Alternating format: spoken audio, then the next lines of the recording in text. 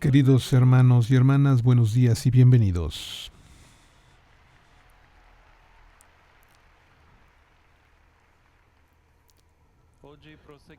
Hoy continuamos nuestra profundización sobre la Constitución Conciliar Lumen Gentium, Constitución dogmática sobre la Iglesia. En el primer capítulo, donde se pretende sobre todo responder a la pregunta sobre qué es la Iglesia, esta es descrita como una realidad compleja. Ahora nos preguntamos, ¿en qué consiste tal complejidad? Alguien podría responder que la Iglesia es compleja en cuanto que es complicada y por tanto difícil de explicar. Algún otro podría pensar que su complejidad deriva del hecho de que es una institución cargada con 2000 años de historia, con características distintas respecto a cualquier otra agrupación social o religiosa. En la lengua latina, sin embargo, la palabra compleja indica más bien la unión ordenada de aspectos o dimensiones diversas dentro de una misma realidad. Por eso, la Lumen Gentium puede afirmar que la Iglesia es un organismo bien organizado en el que conviven la dimensión humana y la divina, sin separación y sin confusión. La primera dimensión es inmediatamente perceptible, ya que la Iglesia es una comunidad de hombres y mujeres que comparten la alegría y el esfuerzo de ser cristianos, con sus virtudes y defectos, anunciando el Evangelio y haciéndose signo de la presencia de Cristo que nos acompaña en el camino de la vida.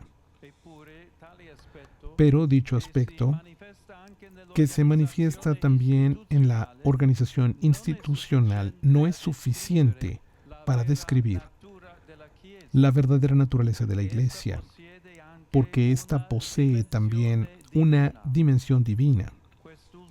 Esta última no consiste en una perfección ideal o en una superioridad espiritual de sus miembros, sino en el hecho de que la Iglesia es engendrada a partir del designio de amor de Dios sobre la humanidad realizado en Cristo.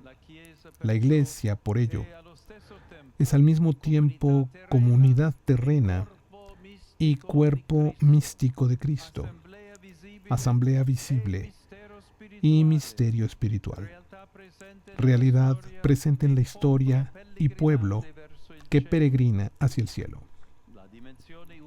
La dimensión humana y la divina se integran armoniosamente sin que la una se superponga a la otra. Así, la Iglesia vive en esta paradoja. Es una realidad a la vez humana y divina, que acoge al hombre pecador y lo conduce a Dios. Para iluminar dicha condición eclesial, la Lumen Gentium refiere a la vida de Cristo. De hecho,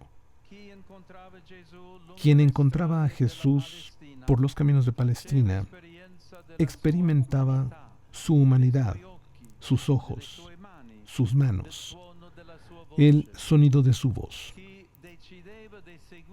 Quien decidía seguirlo era impulsado precisamente por la experiencia de su mirada acogedora, por el toque de sus manos que bendecían, por sus palabras de liberación y curación. Al mismo tiempo, sin embargo, siguiendo a aquel hombre, los discípulos se abrían al encuentro con Dios. La carne de Cristo, de hecho, su rostro, sus gestos y sus palabras manifiestan de modo visible al Dios invisible. A la luz de la realidad de Jesús, podemos ahora volver a la Iglesia Cuando la miramos de cerca, descubrimos en ella una dimensión humana hecha de personas concretas, que a veces manifiestan la belleza del Evangelio y otras veces les cuesta trabajo y se equivocan como todos. Sin embargo, precisamente a través de sus miembros y sus limitados aspectos terrenos, se manifiestan la presencia de Cristo y su acción de salvación.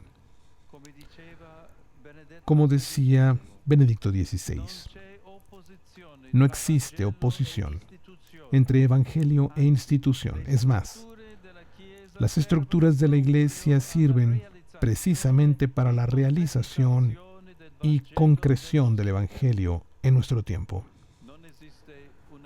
No existe una iglesia ideal y pura, separada de la tierra, sino solo la única iglesia de Cristo, encarnada en la historia. En esto consiste la santidad de la iglesia, en el hecho de que Cristo la habita y sigue entregándose a través de la pequeñez y fragilidad de sus miembros. Contemplando este perenne milagro que sucede en ella, comprendemos el método de Dios. Él se hace visible a través de la debilidad de las criaturas y continúa manifestándose y actuando. Por eso, el Papa Francisco, en Evangelii Gaudium, exhorta a todos a aprender a quitarse las sandalias ante la tierra sagrada del otro. Esto nos hace capaces, aún hoy en día, de edificar la iglesia, no solamente organizando sus formas visibles, sino construyendo ese edificio espiritual que es el cuerpo de Cristo a través de la comunión y la caridad entre nosotros. La caridad, de hecho, genera constantemente la presencia del resucitado. Quiera el cielo, afirmaba San Agustín, que todos pongan su mente solo en la caridad. Solamente ella, de hecho, vence todas las cosas, y sin ella, todas las cosas no valen nada. Donde quiera que ésta se halle, todo atrae hacia sí.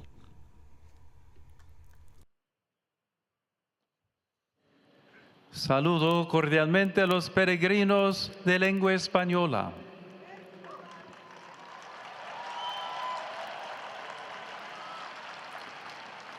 En este tiempo de Cuaresma, pidamos al Señor que nos ayude a seguir edificando la Iglesia en la vivencia ordinaria de nuestra fe, expresada de manera particular a través de la oración, el ayuno y la caridad.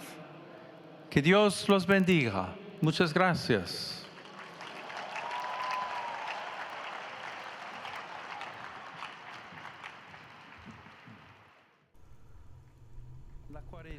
La Cuaresma nos exhorta a reconocer a Cristo como esperanza suprema del hombre. Los invito a ustedes, queridos jóvenes, a ser testigos valientes del Evangelio para incidir positivamente en los distintos ambientes de vida. A ustedes, queridos enfermos, les recomiendo la virtud de la paciencia para que su sufrimiento, unido al de Cristo, sea ofrenda agradable al Padre. Y los animo a ustedes, queridos recién casados, a descubrir el valor de la oración en la iglesia doméstica que han formado. A todos, mi bendición.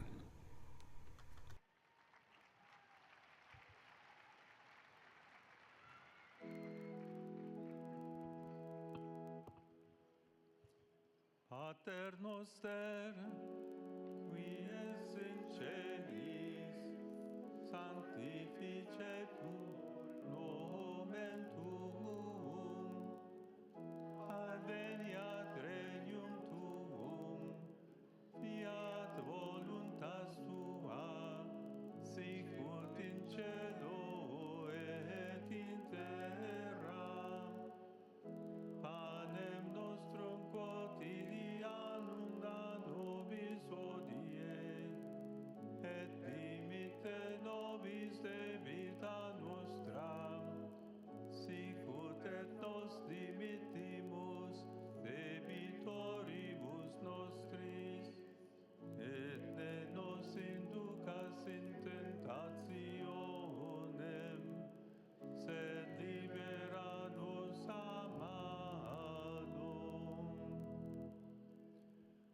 Dominus vobiscum.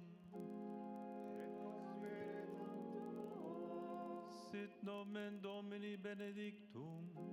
Ex hoc nunc et usque in seculum. Adiutorium nostrum in nomine Domini. Qui fecit celum et terra. Benedicat vos omnipotens Deus, Pater, et Filius, et Spiritus Sanctus.